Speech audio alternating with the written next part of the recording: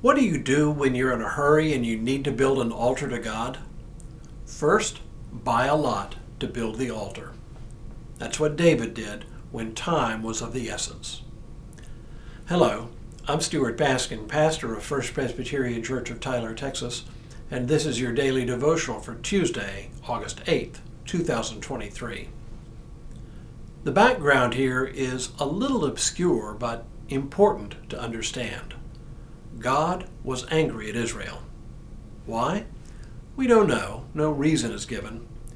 But then God does something strange. God incites David to do something which then makes God even angrier.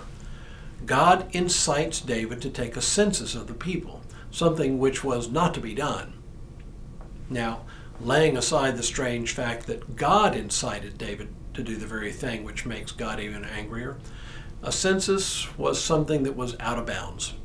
In a nutshell, a census was a means of exerting undue control over the people. Specifically, it served two purposes. First, it counted people in order to impose a tax. And second, and it's made explicit here, it was used to determine how many able-bodied men would be available to be drafted for military service. It signaled the king's intention to send men into war forcibly, whereas military service in Israel had always been voluntary. There may have been even more to it than that, but this seems to be the reason why a census provoked God to anger. Now, realizing his guilt, David confesses his sin to God. What God does next is offer David three possible punishments. David could, in effect, choose his poison. He could choose 3 years of famine in the land, or he could choose to be pursued by his enemies for 3 months, or he could choose 3 days of deadly pestilence to fall on the people. The only one David rejects is the one that affects himself alone.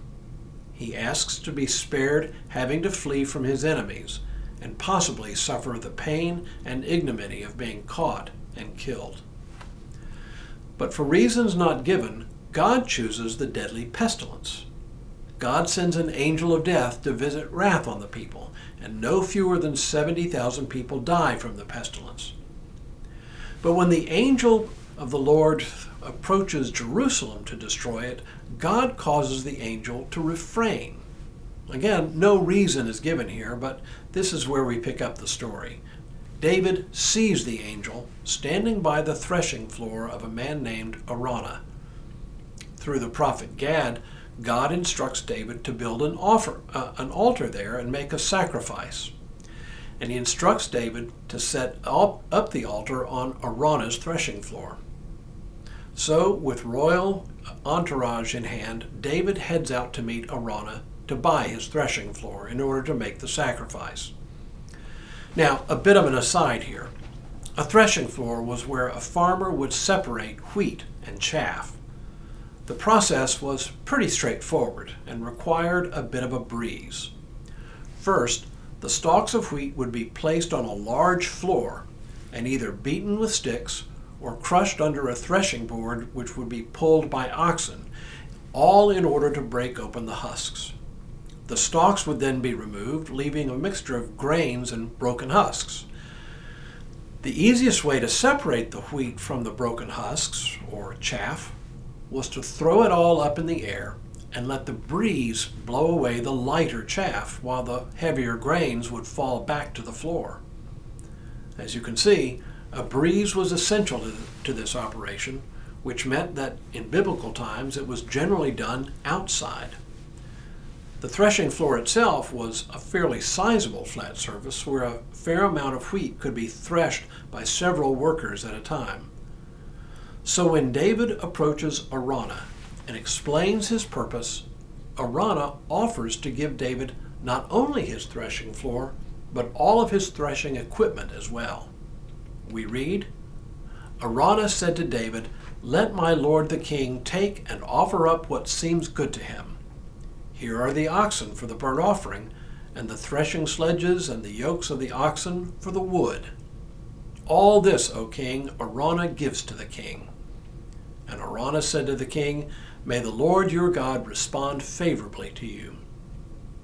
Like Ephron the Hittite, who offered Abraham his field to bury Sarah, so Araunah offers to give David what he needs. But like Abraham, David refuses to accept the offer, at least the free offer. He insists on buying the threshing floor and supplies.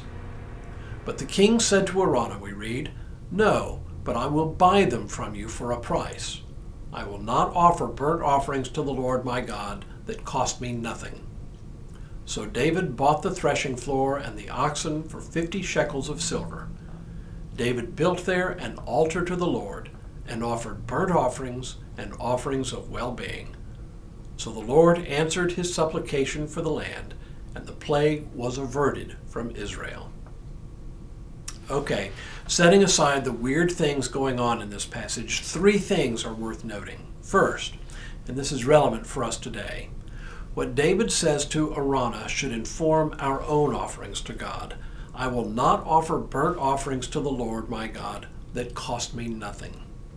Not that we should offer burnt offerings, but that what we offer to God should be valuable to us. Second, Araunah's offer is generous. Not only did he offer his threshing floor, but also his entire means of production, his oxen and the implements he would need to produce wheat flour. He offered up his very livelihood. Third, and this is not at all obvious from the text here, what David has just accomplished is not only to make an offering to avert further disaster against his people. The chronicler tells us that what he purchased from Araunah will become the site on which David's son Solomon will build the first temple to God. Though God would prevent David from building a temple to God, it is upon the threshing floor that David purchased from Araunah that Solomon would come to build the temple. Turns out, Araunah's willingness to part with his threshing floor changed everything. Tomorrow, Ebed-Melech, Jeremiah's benefactor. But for now, may God continue to bless you and keep you in all that you do this day and in all the days ahead.